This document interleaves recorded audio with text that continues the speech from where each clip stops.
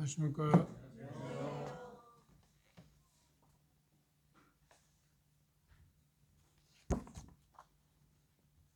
히브리서 5장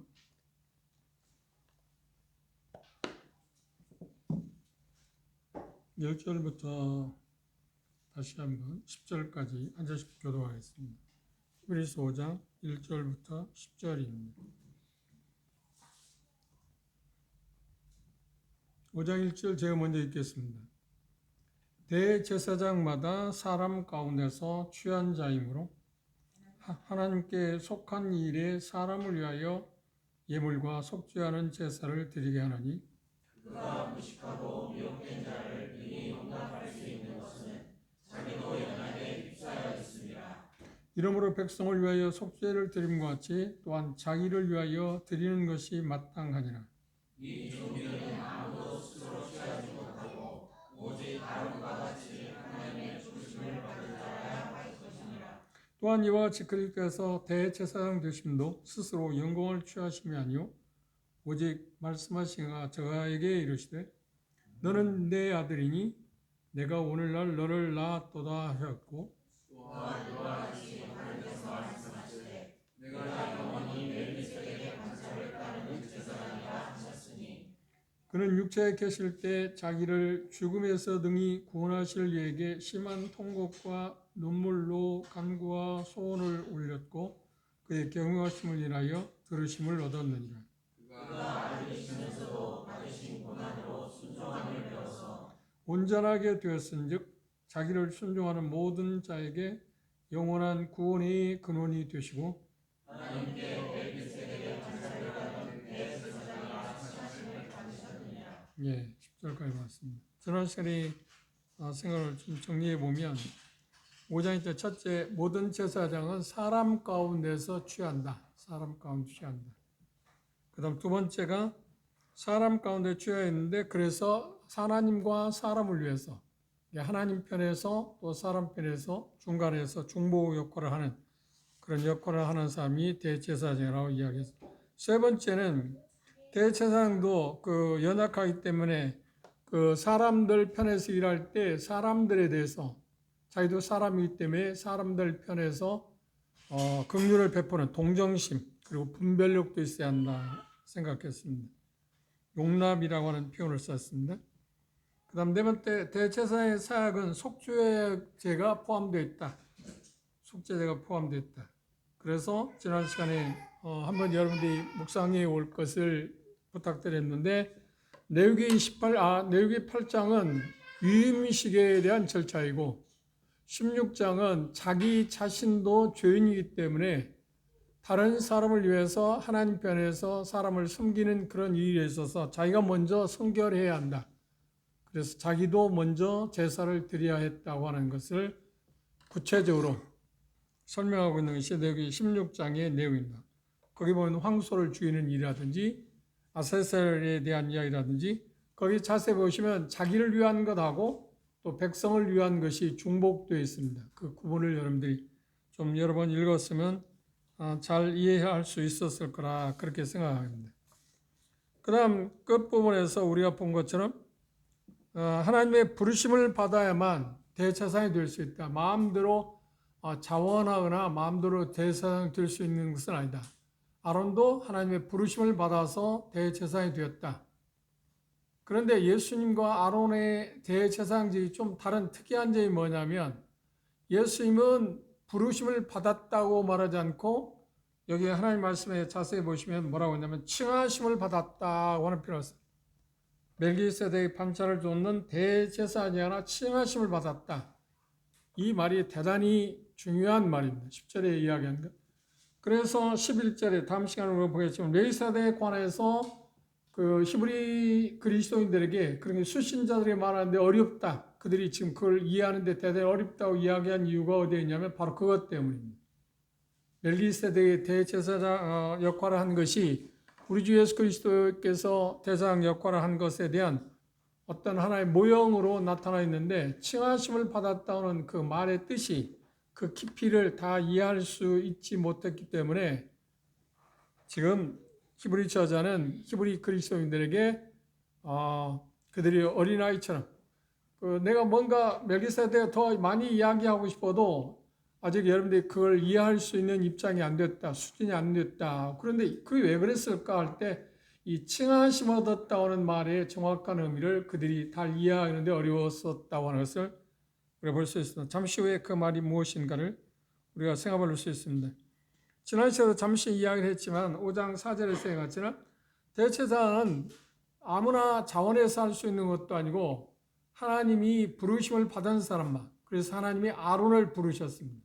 아론을 불러서 제사장이 됐고, 제사장의 계열은 레위 지파에서만 제사장이 날 수 있습니다. 아론도 모세도 레위 지파였는데 아론이 초대 대제사장으로 하나님의 부르심을 받았습니다. 그런데 이스라엘 역사에서 지난 시간에 잠시 언급했어요. 예수님께서 세상에 오셨을 때 당대의 대제사장을 일컫는 사람은 모두 어땠다? 다 가짜였다. 로마 정부에서 아니면 헤롯 대왕에 의해서 하나님에 의해서 부르심을 받은 게 아니라 그 사람들에 의해서 임명받은, 그러니까 자격이 없는 겁니다. 그러니까 그 당시만 해도 하나님 앞에서, 사람과 하나님 앞에서 중간에서 대제사장 역할을 할 수 있는 사람 아무도 없었다고 하는 것을 아는 사람이 몇이나 있었을까요? 그리고 더 재미있는 것은, 흥미로운 것은 뭐냐면 이 서신을 쓰고 있는 그 당시에도, 그렇죠? 예수님께서 이미 대제사장 역할을 다 끝나시고 하늘에 오르셨는데도 불구하고 여전히 그들은 자기들이 지금 보는 뭐가 있나요? 대제사장 역할을 하고 있는 사람들이 왔습니다. 그가 누구냐면 여기 역사적인 걸 보면 그렇게 나와 있습니다. AD 67년에, 그러니까 이 히브리서를 썼을 때 아마 그 이유는 아니었을 것 같으니까 그 전쯤 아마 되었을 거라고 생각하는데, AD 67년 마지막 이스라엘 대제사장이 누구냐면 역사를 보면 그렇게 나와 있습니다. 사무엘의 아들 판이라고 하는 사람인데 그 사람은 로마 정부에서 인민투표를 통해서 대제사장이 되었습니다. 하나님의 부르심을 받은 사람입니다. 이 사람이 마지막 제사장입니다. 68년에 제사장이 됐고 AD 70년에 이스라엘이 멸망했으니까 성이 다 붙었으니까 제사장 역할을 할 수가 없었잖아요. 그 전부터 보면 좀 역사를 이렇게 생각해 보면 BC 37년에서 AD 4년까지, 그리고 41년에서 66년, 4년에서 AD 6년까지, 6년에서 41년, 그 사이에 있었던 모든 제사장들, 그러니까 예수님 당시 대제사장으로서 심판하는 사람이 누구였나요? 대제사장이 누구라고 했나요? 성경에 나와 있나요? 예수님을 재판했던, 그러니까 자기는 실세는 아닌데 실세 노릇을 했던 대제사장이 누구였죠?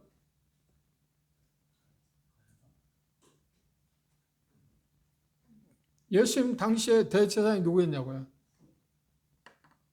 한 사람이 죽어서 모든 사람이 살 수 있다고 제안한 사람. 잘 기억을 못하겠어요. 가야바의 장인이 누구죠? 그 당시에 제사장은 가야바였습니다. 실세는 그랬습니다. 그런데 뒤에서 다 조종하는 누군가요? 그 장인이 그걸 했어요. 그러니까 전부 다 그들은 어떤 사람들이냐면 헤롯 대왕이나 로마 정부로부터 유임받은, 임명받은 제사장입니다. 그래서 하나님이 지명받은 사람들이 아닙니다. 다 가짜잖아요. 전부 다 가짜잖아요. 그러다 보니까 그들은 정말 부패하기 짝이 없었습니다. 그러니까 역사가에 의하면 그 조스포스의 유대 전쟁 역사를 보면 그 티토 장군이 그 예루살렘을 멸망시키고 나서 대제사장들의 저택을 수색하니까 뭐냐면 상상할 수 없는 금보화가 쌓였습니다. 그래서 그가 생각하기를 그랬답니다. 이 기독교, 그런 게 기독교는 아니죠. 유대교가 하나님의 유일신 섬기는 하나님을 섬긴다는 이 대제사 이렇게 부패했는데 이 나라가 안 망하겠겠냐. 그렇게 통탄하고 소리했다는 그런 기록이 나와 있습니다. 하나님 부르심을 받은 사람도 탈선하기 쉬운데 하나님 부르심을 받지 않은 사람이 대제사장이 됐으니까 하나님 앞에서 그들이 뭘 할 수 있을까요? 그런데 여전히 유대인들은 유대교에서는 그것이 허울전 모습은 그대로 있잖아요. 성전도 그대로 있죠. 대제사장 에봇도 있고 모든 격식은 다 찾아왔고, 그리고 7월 10일 속죄일이 되면 레위기 16장에 있는 것처럼 그 제사를 동일하게 계속 드렸으니까. 그렇죠? 그러면서 유대인들은 어떤 생각? 유대인을 믿는 유대인들은 어떤 생각해서 내 죄가 가려워졌구나. 그러니까 구약의 송아지나 그 염소, 양의 속죄물 할 때 그들의 죄가 사해진 게 아니라 가리워져 잠시 덮어졌었다. 언제까지? 예수 그리스도 오셔서 흘리신 보혈로 말미암아서 그게 다 도말되기 전까지는 잠시. 이게 계속 기억하는 겁니다. 계속 기억하는 겁니다. 이게 아론의 제사의 특징이 뭔가요? 계속 반복해서 했다. 그래서 히브리서의 10장에 보면 뭐냐면 성수에 유일하게 없는 게 있었는데 뭐냐면 의자가 없었다. 의자가 없었다는 건 뭐야? 계속해서 그들이 숨겨 일을 했다. 제사를 드렸다는 거야.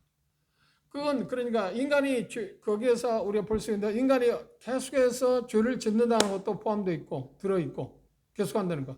그리고 속죄의 사역이 한시제가 끝나는 게 아니고 계속해서 해야 하기 때문에 아론의 제사는 계속해서 해야 하기 때문에 쉴 수가 없었다. 그래서 거기 보면 예수님의 제사장, 대제사장의 역할하고 비교할 때 그 차이점에 대해서 이야기를 해놨습니다. 그건 잠시 후에 우리가 생각해 볼 것입니다. 그리고 역사적으로 보면 자기가 제사장인데 제사장 역할하는 사람이 있었습니다. 왕으로서 우시아 왕이 제사를 드리려고 해서 하나님의 그 이사야 선지자가 그걸 맡고 그래서 그가 뭐가 됐나요? 문둥병자가 됐어요. 그래 평생 동안 문둥병자로 일생을 마쳐야 했습니다. 그 전에 민수에 보시면 고라 자손들이 하나님께서 지정한 아론이 대제사장 되심에 대해서 그들은 반기를 들었습니다. 왜 아론만 대제사장인가? 제사장이 왜 그들만 되어야 하는가? 그렇죠? 그래서 그것 때문에 반기를 들었을 때 하나님이 어떻게 하냐? 땅이 갈라지게 해서 모든 사람을 죽음을 당하게 했어요. 그러고 나서 16장에 보면 바로 뭘 하셨나요? 각 지파마다 지팡이를 하나씩 가지고 나오게 해서 이름을 써라고 그랬어요. 아론 지팡이를 썼습니다. 그런데 그 다음 성전에 갖다 놓고 다음날 보니까 어떻게 아론의 지팡이에만 쌍난 지팡이, 살구꽃이 피었다. 그래서 거기에 지정한 게 뭐냐? 그래 대제사장은 하나님이 지정한 사람만이 해야 한다고 하는 것을 확실하게 이야기했어요. 사람이 어떻게 바꿀 수 있는 게 아닙니다. 물론 아론도 연약한 사람이죠. 지난 시간에 본 것처럼 출애굽기 34장에 보면 금송아지를 만들게 하는 장본이니까. 그 정말 연약한 사람, 정말 연약하게 짝이 없는 사람이죠. 그건 누구보다도 자기는 반대해야 할 사람 아닌가요?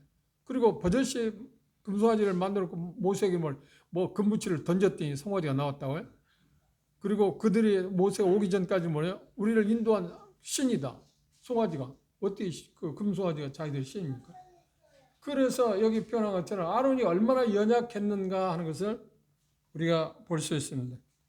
그런데 여기에서 우리 이제 볼 수 있는 게 몇 가지 이제 비교해 볼 수 있는 게 있는데 그게 어떤 거냐면 예수 그리스도의 제사장직하고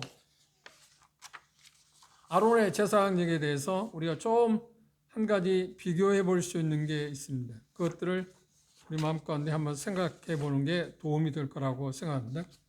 그 첫 번째 한번 생각해 보십시오. 그보다 먼저 큰 대제사장이라 하는 것은 사도행전 4장의 14절에 14절에 그런 표현이 있고 여기 5장에서도 이야기했습니다. 대제사장. 그런데 예수 그리스도에 대해서는 표현할 때 큰 대제사장이라고 표현했습니다.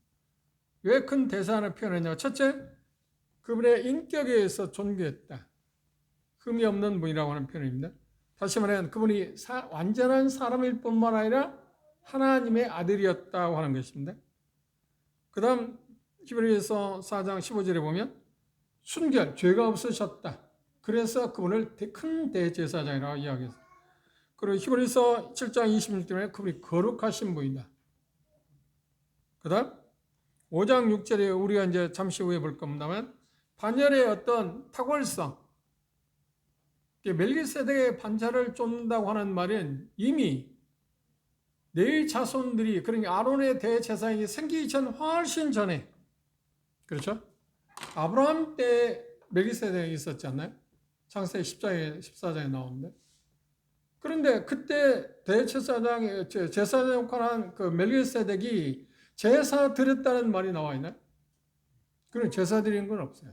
그거 참 이상합니다. 그런데 뭐라고 표현했냐면 창세기 14장에 보면 그가 하나님의 제사장이었다고 해요. 그리고 욥기서에 보면 욥의 세 친구의 죄를 사하기 위해서 너희들이 욥에게 화목 제물을 드림으로 말미암아서 그가 너희들의 죄를 사하면 나도 사하겠다. 그러니까 욥도 어떻게 제사장의 역할을 했어요. 아브라함도 마찬가지입니다. 그런데 그보다 훨씬 전에 누가 제사장 했다고? 하나님의 제사장이라고 확실히 못을 박았다. 멜기세덱에서 이야기했어요. 그 멜기세덱이 아브라함을 축복했을 때 그 의미가 칭함을 받았다는 의미를 우리가 후에 생각해 볼 겁니다만 그것이 가장 중요한 단어 가운데 하나입니다. 그러니까 반열의 어떤 탁월성, 멜기세덱의. 그러면 멜기세덱을 하나님께서 말씀하셨을 때 그러면 이미 어떤 레위, 그러니까 레위 지파 아론을 통해서 제사장을 대제사장 세우시기 전에 훨씬 멜기세덱이 있었잖아요. 그리고 오늘 여러분들이 성경을 읽기 보았으면 읽었을 겁니다. 시편 110편에 뭐라고 했나요? 멜기세덱에서 이야기했어요. 그런데 멜기세덱을 세우면서 말하기를 뭐냐면 예수 그리스도에 대해서 맹세로 세웠다. 맹세. 아론은 부르심을 받았다 오는데 하나님의 아들 된 예수님은 대제사장을 할 때 어떻게 했다고요? 맹세로 세우셨다. 이 차이가 있습니다. 이게 전혀 다른 이야기입니다. 아론은 그냥 부르심을 받았고 예수님은 맹세로 하나님이 세우셨다 하는 그 의미 자체가 탁월한 것을 표현하기 위해서 이야기하고 있습니다. 맹세로 엄숙하게 선했다. 그런데 성경에 어떤 제사장도 맹세로 세웠다는 그 말을 사용한 사람은 예수님밖에 없습니다. 그 자체가 다릅니다. 그리고 희생제사에 있어서 탁월했습니다. 히브리서 9장 14절에 흠 없는 제물을 드렸다. 그분 자신이 드렸다는 겁니다. 그리고 또 하나 배워놓을 수 없는 게 뭐냐면 아론의 제사는 일시적인 비해서 예수님의 제사는 영원하다. 영원한 제사. 아론은 자기 자신의 죄를 용서받기 제사를 드리기 위해서 뭘 필요했나요? 레위기 16장에 보면 황소의 힘을 빌렸어요. 다른 제물이 필요했어요. 그런데 예수님께서는 죄가 없으신데도 대제사장으로서 화목제물을 드시기 위해서 어떻게 했나요? 자기 자신을 드렸다. 자기 자신을 드렸다. 그게 특이한 점입니다. 탁월하신 겁니다. 그리고 일하심에 있어서 완전하다. 히브리서 7장 11절. 나중에 멜기세덱에 생각할 때 더 많이 생각해 볼 수 있는 부분입니다. 그러면 오늘 그 표현 가운데서 나온 것을 한번 생각해 봅니다. 그런데 여기 표현 가운데서 5절에 그렇게 말씀하십니다. 그리스도께서 대제사장 되심도 스스로 영광을 취하심이 아니요 오직 말씀하시니가 저더러 이르시되 너는 내 아들이니 내가 오늘날 너를 낳았도다 하셨.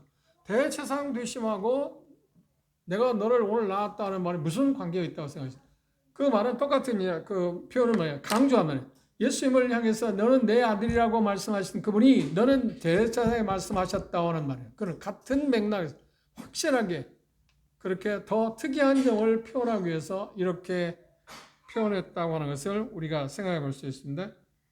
또한 이와 같이 다른 데 말씀하셨다는 것은 성경에 여기 표현하고 있는 것처럼 아론의 제사장에 대한 이야기 아니라 지금 멜기세덱을 언급하기 위해서 표현한 가운데서 뭐라고 하냐면 이와 같이 다른 데 말씀하셨다는 걸 지금 뭐란가? 첫 번째 멜기세덱에서 언급한 게 뭔가요? 그래, 창세기 14장으로 돌아갑시다. 그때 처음 이제 멜기세덱 나왔습니다.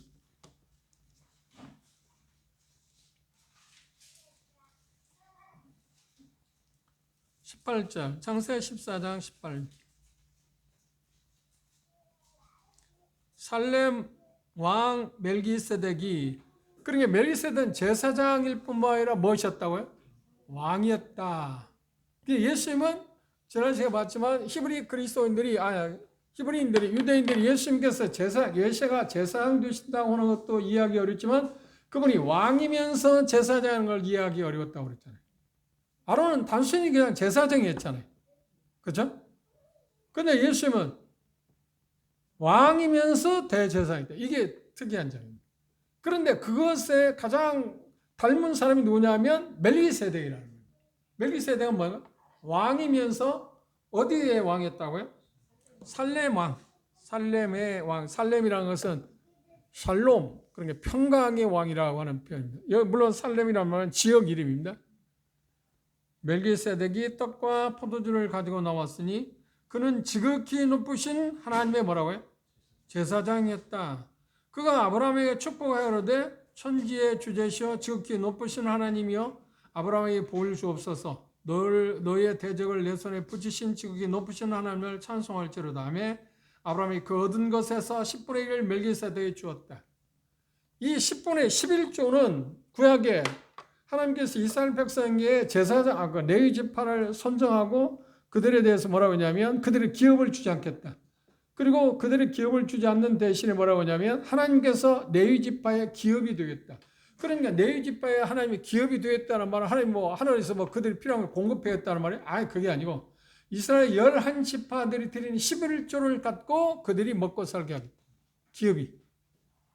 물론 지역을 지으며 나중에 가나안에 들어갔을 때 요수에서 각 지파들에게 나눠줄 때 지역들을 분배했잖아요. 그때 네 지파들을 각 지파마다 분배했어요. 그래서 땅을 분배해 줬어요.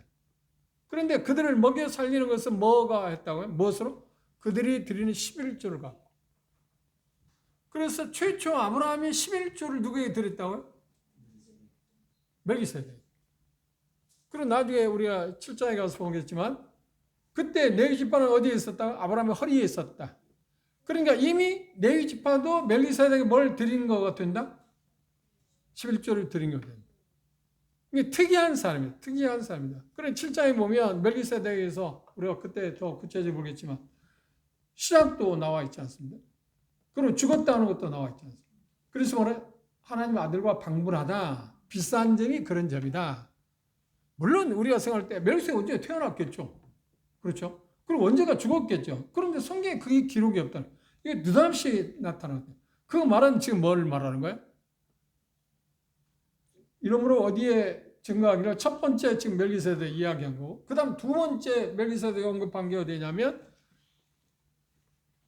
오늘 여러분들이 성경 읽기표에서 나온 것처럼 시편 110편을 보십시오.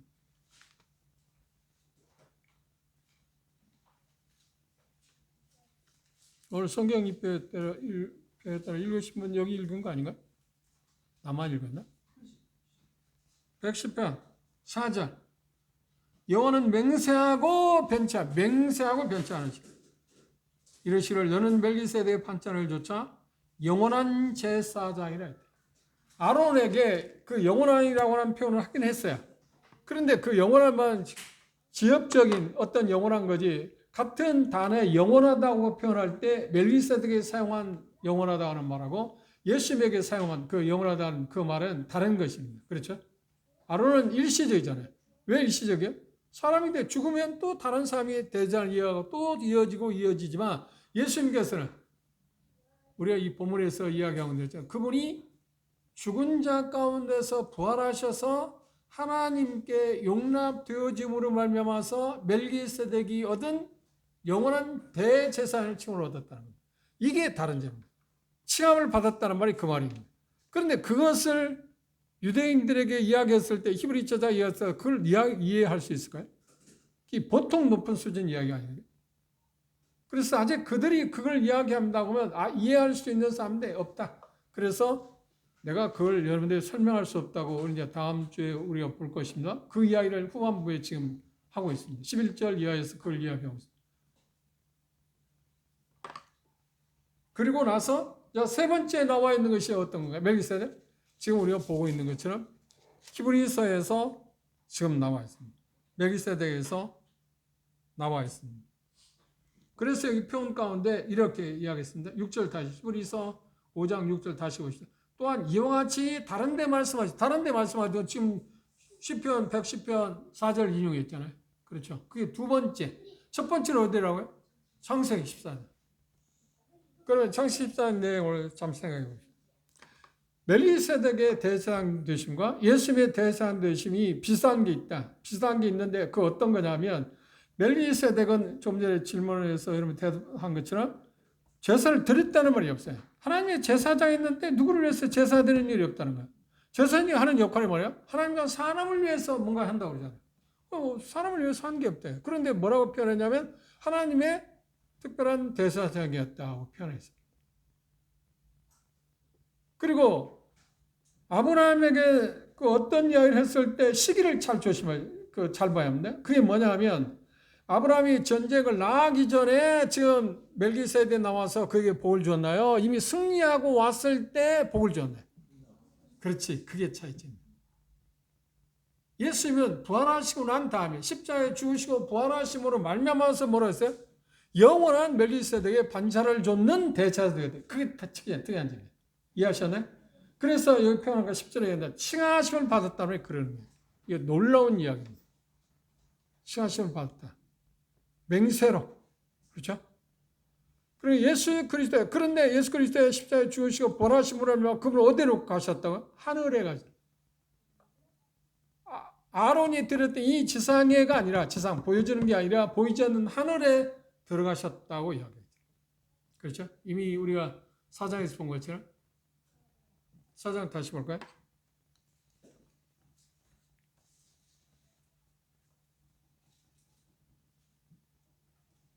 4장 14절. 그러므로 우리에게 큰 대제사장이 왜 큰 대제사장이라? 그냥 대제사장이라 않고 예수님을 큰 대제사장을 한 표현한 것을 조금 전에 7가지 특이성에 대해 설명을 했습니다. 승천하신 자 곧 하나님의 아들 예수 그리스도. 승천하심으로 하늘에 그분을 들어가셨어요. 아론과 좀 다르죠? 그렇죠? 그래서 예수님의 큰 대장 예수님의 효력은 어떻게? 영원하다. 그 특이점이 그런 점이 있습니다. 그래서 좀 전에 이야기한 것을 다시 정리해 보면 아브라함이 전쟁에 나가서 자기 지금 조카 노시 지금 포로로 잡혀 모든 것을 빼앗겼는데 그걸 찾아오기 위해서 318명을 꺼내러 와서 다 찾아왔습니다. 그걸 가기 전에 축복한 게 아니고 가서 이미 승리를 쟁취한 이후에 그를 축복했어요. 그렇죠? 그건 뭘 이야기합니까? 예수님이 지금 그 멜기세덱 반차를 쫓는다는 것을 지금 생각해 보시면서 그것과 비교해 보십시오.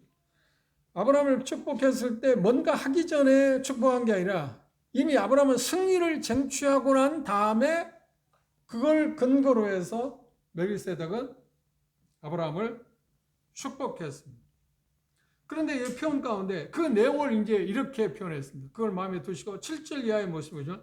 그런 육체에 계실 때 자기를 죽음에서 등일 구원하실 얘기 심한 통곡과 눈물로 간구와 소원을 올렸고, 이건 게스벨의 동산을 여러분들 기억하시면 됩니다. 경외하심을 인하여 들으심을 얻었다.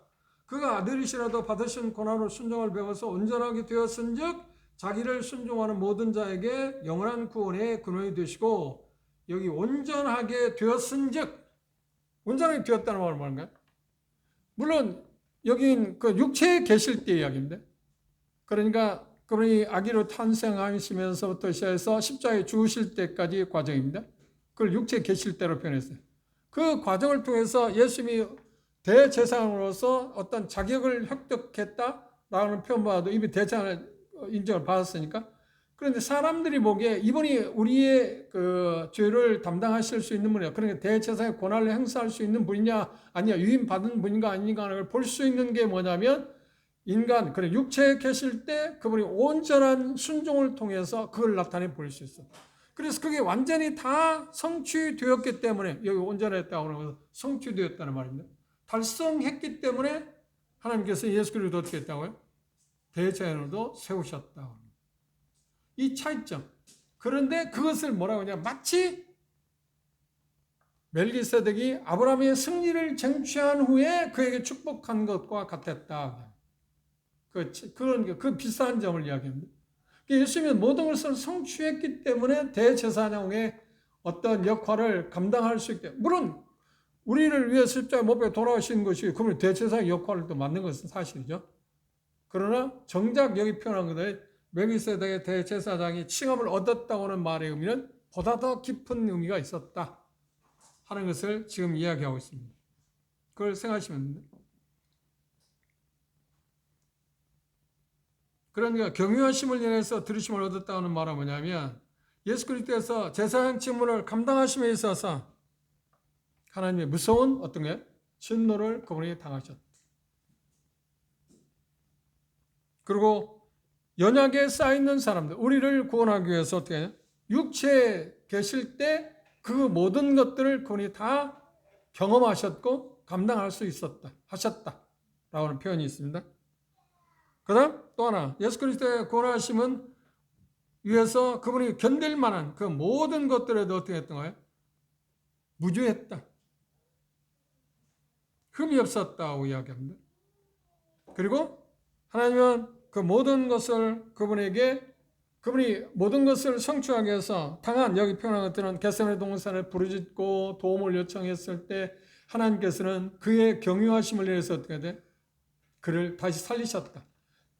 예수님이 겟세마네 동산에서 기도했던 가장 중요한 건 뭐냐면, 이 잔을 내서 옮겨달라고도 기도했지만 더 중요한 건 뭐예요? 부활, 죽음에서 건지시기를 원했어요. 죽음에서 건져. 죽음을 당하지 않게 하려는 것이 아니라 죽음을 당할 수밖에 없는데 죽기 위해서 오셨잖아요. 그게 아니면 우리를 구원할 수 없으니까. 그런데 죽음을 당하지는 하겠지만 그 죽음에서 나를 구원해달라. 그 말하면 부활을 시켜요. 그래서 히브리서 사도행 2장의 베드로는 첫 번째 메시지에서 하나님께서 예수 그리스도를 다시 살리시고 보좌 우편에 앉히셨다고 표현합니다. 그걸 한번 보실까요? 사도행 2장 보시죠.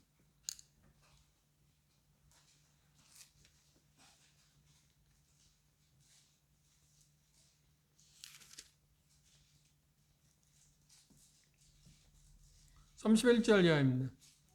32절. 이 예수를 하나님이 살리신지라 우리가 다 이 일의 증인이다. 하나님이 오른손으로 예수를 높이심에 그가 약속하신 성령 아버지께 받아서 너희의 보고 듣는 이것을 부어주셨느니라. 그 다음 35절에 주께서 내 주에게 말씀하시를 내가 내 원수로 내 발등상 되기까지 너는 내 우편에 앉았으라 하셨도다 하였으니 그런즉 이스라엘 온 집이 정령할지니 너희가 십자가에 못 박은 이 예수를 하나님이 뭐라고요? 주와 그리스도가 되었다. 그분이 보좌 우편에, 그러니까 죽음에서 부활하심으로 하며 멜기세덱의 반차를 쫓는 대제사장이 되셨고, 그렇죠? 완성하죠. 그리고 하늘에 들어가셔서 보좌 우편에 앉으셨고, 보좌 우편에 앉으셨다는 건 뭔가? 지금도 우리를 위해서 계속 중보의 권한을 갖고 계시다. 로마서 8장 34절에 이야기합니다. 살아계시기 때문에. 그렇죠? 죽음에서 이기지 못했으면, 그러니까 경외하심을 위해서 하나님께서 그를 다시 살리지 못했으면 여전히 우리를 위해서 중보할 수 있나요, 없나요? 없죠. 그러니까 살아계셔서 우리를 위해서 지금도 중보하고 계시다고 이야기하고 있잖아요. 그럼 로마서 8장 다시 한번 보실까요? 거기에 특이한 단어가 뭐냐면 살아계시다고 하는 말입니다. 살아계시다고. 로마서 8장입니다. 34절. 누가 우리를 정죄하리요? 누가 정죄하리요? 죽으실 뿐 아니라 다시 살아나신 이는 그리스도 예수시니. 그러나 하나님 우편에 계신 자요 우리를 위하여 우편에 앉아 계시다는 말은 모든 것이 성취되었다는 의미도 있지만 또 하나는 뭐예요? 살아서 지금 중보하고 계시다는 거죠. 그 표현을 지금 우편에 앉아 계시다. 그러니까 모든 고난을 지금 유임받았다는 이야기입니다. 그것 가운데 하나 빼놓을 수 없는 게 뭐예요? 대제사장, 멜기세덱의 반차를 쫓는 대제사장. 멜기세덱의 반차를 쫓는다는 특별한 의미가 거기에 있습니다. 그런데 말씀드린 것처럼 첫 번째 말은 맹세로. 시편 110편 4절에 그랬잖아요. 맹세하기를, 맹세로. 하나님 대제는 하나님 부르심을 받았지만 예수님은 맹세로 부르심을 받았고, 그럼 멜기세덱의 반차를 쫓았다는 것은 이미 아론의 제사 계열이 말고 다른 제사 계열이 있을 것을 이미 멜기세덱을 통해서 하나님이 뭐라고 했어요? 예시를 했다. 그건데 창세기 14년에 나왔는데 시편 110편 기자는 뭐냐? 그 당 또 다시 시편에 두 번째 멜기세덱 언급할 때 이제 영원한 대제사장으로 맹세로 세우셨다. 그런데 너는 그럴 때 누구는 멜기세덱에 이야기해? 시편 110편에? 아니, 예수 그리스도에 대해서. 어디에서는? 히브리서 지금 우리가 본문에서 이야기하고 있죠. 예수의 반차를 쫓는. 이게 전혀 다른 계열. 그리고 말씀드린 것처럼 가장 중요한 것은 아까 이야기한 것처럼 다시 말씀드립니다. 아브라함이 전쟁에 나아가기 전에 멜기세덱을 만난 게 아니고 찾아온 게 아니고 전쟁에 나가서 다 승리를 쟁취한 다음에 칭했다는 말이 두 가지 의미가 있습니다. 첫 번째는 뭐냐? 그래, 축하한다, 환영한다. 멜기세덱이 아브라함을 만나서 축하하는 겁니다. 그리고 환영하는 겁니다. 그렇죠? 전쟁에 이기고 돌아왔습니다. 그런데 그 축복을 받았을 때 아브라함이 뭔가요? 뭘 했다고요? 얻은 것의 10분의 1을 그래 제사장에 드리는 예물을 그가 드려 10분의 1은 10분의 1. 근데 11조는 항상 우리 기억해야 할 것은 신학에 와서 그걸 오해하는 사람이 많은데 11조는 제사장들 레위 지파를 위해서 쓰여진 거라는 거예요. 명목이 그거예요. 그런데 지금도 우리가 11조를 내야 한다? 그게 대단히 문제 있는 이야기입니다. 그래서 11조 원래 왜 11조가 어떻게 생겼는가 하는 것에 대해서 근원을 우리가 파악하지 못하기 때문에 그걸 대해서. 그런데 예수님이 이것도 버리지 말아야 한다고. 그 당시에는 이미 제사장이 있었잖아요. 가짜가 됐든 어떻게 됐든 허울 좋은 사람들이지만 있었잖아요. 그들에 대해서 공개를 해야 할 거니까. 그래서 여기에서 우리가 주목해야 할 것은 멜기세덱 반차라는 것은 특별한 의미가 있었다. 첫 번째는 뭐라고 하냐? 다른 계열, 아론의 계열이 아닌 대제사장이 새로 오실 거라고 하는 것을 이미 예고해 놨다고 하는 것이고, 그렇죠? 히브리서 지금 본문에서 7장에서 강조하고 있습니다만 하나 있고, 또 하나는 뭐예요? 칭함을 받았다고 하는 말이 환영하고 승리한 것에 대해서 자축하고 축하하는 의미에서 지금 하나님께서 어떻게 했어요? 예수 그리스도를 대제사장으로 칭했다. 맹세로 칭했다. 그것에 대한 가장 아름다운 비유가 상징적인 모형이 어디에 있다? 말씀드린 것처럼 계속 제가 몇 번 강조합니다만 창세기 14장에 있는 것처럼 아브라함을 축복하는 멜기세덱의 모습에서 하나님께서 예수 그리스도를 멜기세덱 반차를 쫓는 예수 그리스도를 멜기세덱 반차를 어떤 대제사장으로도 칭했다, 세웠다고 하는 게 아니라 돌렸다고 하지 않고 맹세로 칭했다고 하는 말 가운데 포함된다. 칭했다는 말을 기억하시고요. 첫 번째 어떤 의미가 있다고요?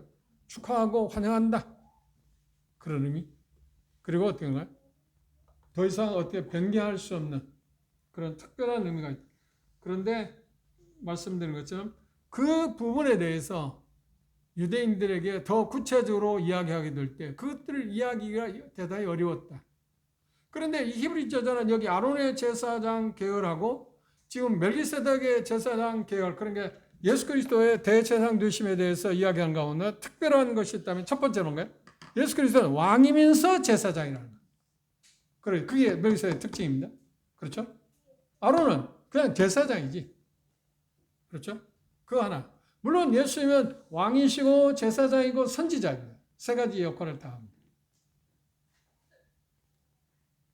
그런 부분이 하나 있고 또 하나는 여기 저자가 지금 이야기하는 아론의 제사장 계열하고 예수 그리스도의 제사장을 이야기하는 건 뭐냐면 바꿔질 거다. 변개됐대. 이 아론의 제사장 계열은 다 끝났다. 그렇죠? 왜? 예수님이 오셔서 완성했으니까. 완성됐는데 쉽게 말하면 실체를 우리는 주시한 거야? 그림자를 주시하는 거야? 당연히 실체를 주셔야죠. 그런데 히브리 지금 그리스도인들은 대다수 뭐냐면 그림자를 갖고 지금 그것 갖고 좋아하고 있다. 실체를 무시하고. 이미 끝났다. 미완성, 미온전인가 한시적인 것이면 끝났고 영원한 것이 왔으니까 영원한 것을 붙잡고 있어야 하잖아요. 그걸 지금 강조합니다. 그런데 그걸 이야기할 때 히브리 지금 유대인들은 그걸 충분히 이해할 수 있었다고 없었다. 그래서 다음 절에 본 것처럼 그들에게 멜기세덱에 관한 것을 더 자세하게 설명할 수 없었다고 이야기해요. 그리고 그들에게 이제 앞으로 전진해 가야 한다 하는 이야기를 하면서 6장, 난이구절이라고 이야기하는 6장을 이야기하고 있는 모습을 우리가 볼 수 있습니다. 그러면 우리가 이제 정리해 봅시다. 아론의 제사장과 예수 그리스도의 제사장의 차이점이 어떤가요? 첫째, 아론은 사람이었습니다. 그렇죠? 사람이다 할 때 연약에 쌓여 있었다. 그가 우리가 본 것처럼 정말 죄인 중에 죄인이었다. 그 다음 예수님은 하나님의 아들이십니다. 하나님의 아들. 두 번째, 아론은 자기도 연약해 쌓였기 때문에 자기 자신을 위해서 제사를 드려야 했다. 그런데 예수님은 제사 드릴 필요가 있었다 없어요? 없었다. 왜냐하면 그분은 완전하신 분, 죄가 없으셨기 때문입니다. 그리고 아론은 자기 밖에 어떤 제물을 필요했다. 자기 밖에가 뭐예요? 자기 자신을 드린 게 아닙니다. 황소나 염소, 송아지 피를 드렸잖아요. 제물을 드렸어요. 그런데 예수님은 자기 자신을 제물을 드렸어요. 그래서 그 제물이 항산화 송아지의 가치는 단회적이지만 1년에 한 번. 그렇죠? 예수는 자기 자신을 영원한 하나님의 아들로서 제사를 드리기 때문에 그 효력을 때 그건 영원할 수밖에 없잖아. 그런데 히브리 지금 그리스도는 그 차이를 지금 구분을 못하는 거예요. 그게 얼마나 소중 가치 비교할 수 있는 게 아니잖아. 그리고 또 하나 아론의 제사는 어떤 거예요? 잠시 죄가 어떤 거예요? 가리워진 덮어진 상태고 예수님의 제사는 대제사장의 사역은 어떤 거예요? 영원권, 영원한 왜 자기 자신을 제물로 바쳤기 때문에. 그리고 또 하나 빼놓을 수 없는 것이 뭐냐면 아론의 대제사장 효력은 누구에게만 해당한가요? 이스라엘 백성, 지상에 있는 이스라엘 백성들. 물론 이방인들 유대교로 개종한 사람들을 위해서도 해당을 했습니다만 그런데 그 당시 아론은 그 당시는 누구예요? 이방인이 없어요. 다 이스라엘 백성들이죠. 그런데 예수 그리스도의 제사장 직분은 대제사장 직분은 어떤 거예요? 그리스도를 순종하는 모든 사람들. 그리스도에 순종하는 모든 사람. 이방이 됐든 유대인이 됐든 누가 됐든 간에. 그래서 그들을 가리켜서 신약은 말하는 교회라고 이야기합니다. 순종하는 사람들. 근데 이 편 가운데 그래서 9절에 그런 표현을 했습니다. 온전하게 순종을 배워서 온전하게 되었은즉 자기를 순종하는 모든 자에게 구원의 근원이 됐다. 구원이 근원이 됐다는 말은 시작이고 그분 자신이 구원이다 하는 그런 뜻입니다. 그렇죠? 예수 그리스도께서. 그래서 그분 자신이 구원이시기 때문에 그분을 믿는 사람들은 어떻게? 안전하다. 왜? 그분이 영원한 것을 성취하셨기 때문에.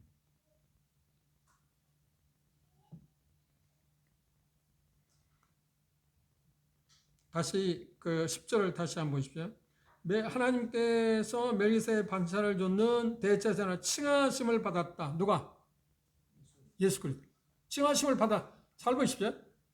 멜기세덱의 반찬을 쫓아서 예수 그리스도를 대제사장으로 세우셨다고 앞에는 이야기했습니다. 그런데 10절은 뭐냐? 이 표현 가운데 잘 보시면 기억하기를 이렇게 합니다. 근원이 되시고 영원한 구원이 되시고 근원이 되시고 하나님께 멜기세덱 반차를 쫓는 대제사장을 칭하심을 받았다. 그러니까 이미 뭔가 했기 때문에 얻어진 거. 그렇죠? 그래서 그것에 대한 가장 유추할 수 있는 그림자가 뭐라고 했나요?